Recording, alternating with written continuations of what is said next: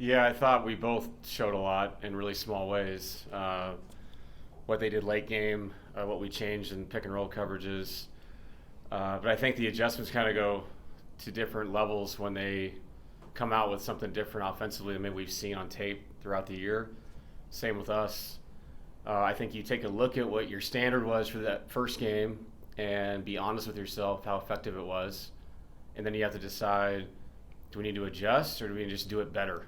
I thought throughout the game last night, in the game itself, we got better at what we had talked about doing. So yeah, I think it's a, and there's only so much you can really do. I mean, honestly, there's multitude of ways to show something, but really, usually in the end, what you're trying to accomplish is the same thing, regardless of what your adjustments are. So yeah, we're going to see a lot. I brought this up a million times. Their personnel is such that they can do whatever the hell they want to do. So we know that, and we'll try to stay clean and go through things the right way, but keep the guys off their feet. But really mentally talk about, we may see this, you might see that, so we can kind of presuppose, I guess, direction to the players of what's going to happen and how we're going to attack it. Did you feel better about things that, well, we did nail it. We got it. We just got to execute it. Yeah, we didn't nail it, but we definitely got better as the game went on. And I know sometimes, too, the adjustment for them is just James Harden seeing our coverage and Kawhi taking a look at the tape, and those guys just telling themselves they can be better, just like for us, spacing for Nikola the right way, how they guard Jamal and pick and roll late in the game, having a better plan for that. And those are the things you don't know what the other team's going to do, so you have to react on the fly. So this is, like I said, it's a high-level series.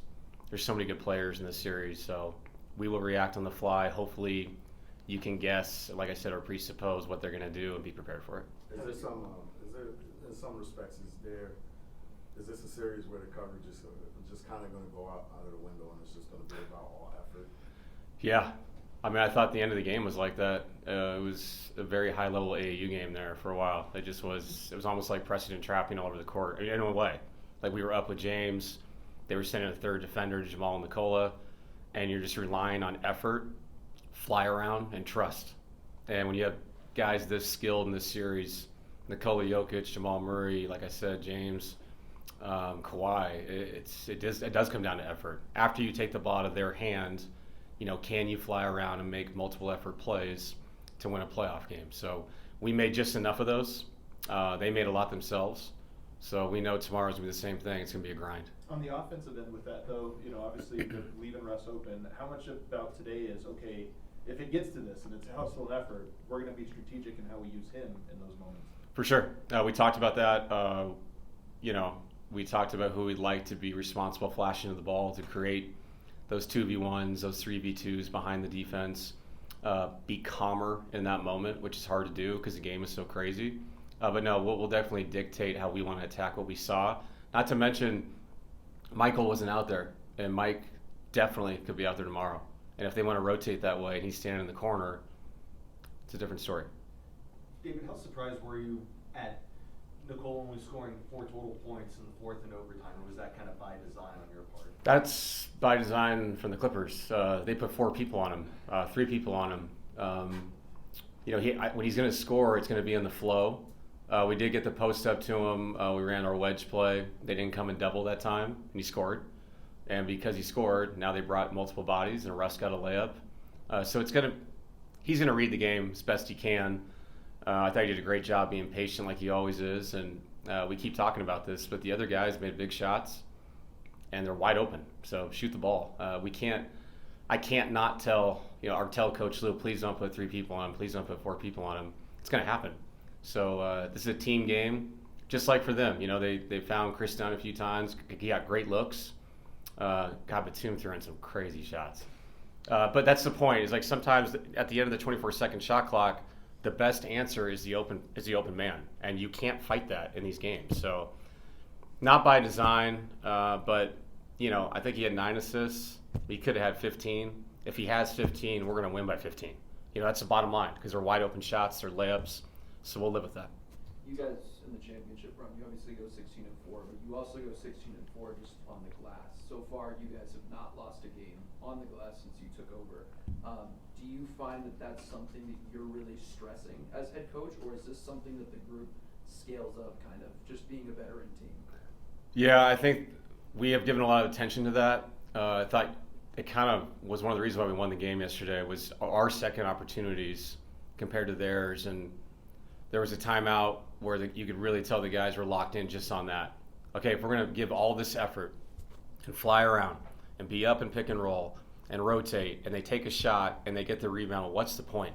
Like, once a shot is taken, it's a war to get the ball in a sports term, to go get the ball. Like, and that's part of the whole series. And it's kind of like the last 4 minutes of that game and overtime was just a slugfest of slow possessions, both sides.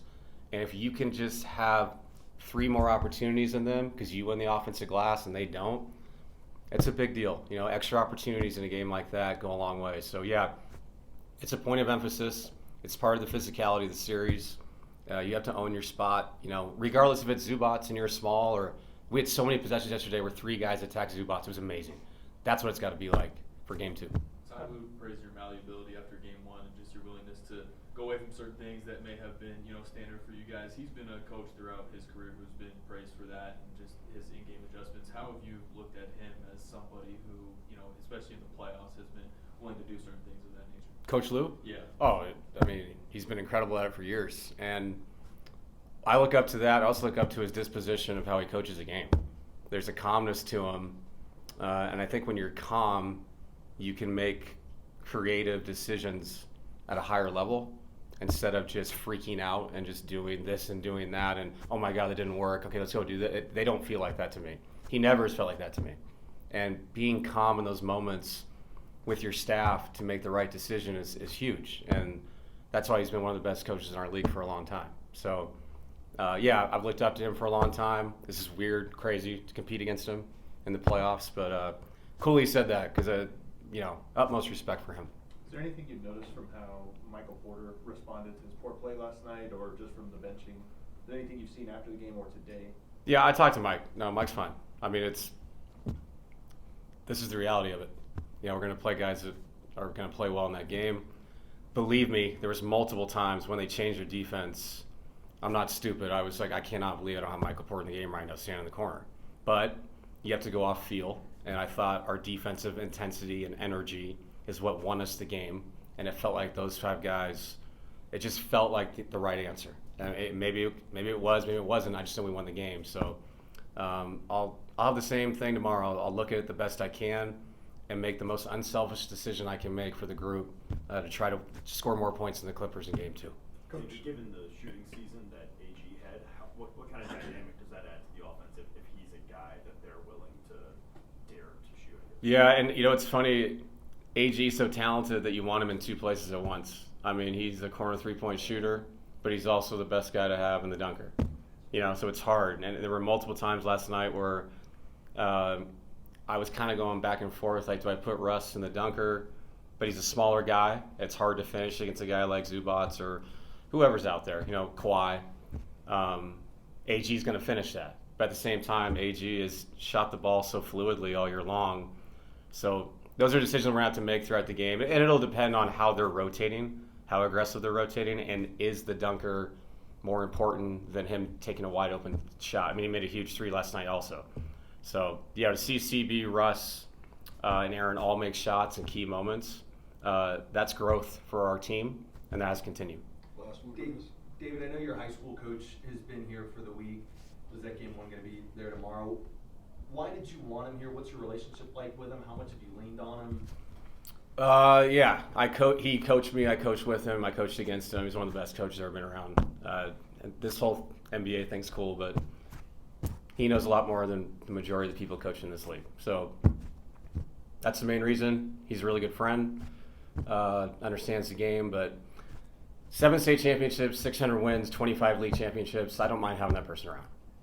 Thank you, Coach. Yep. Thanks, David. Thanks.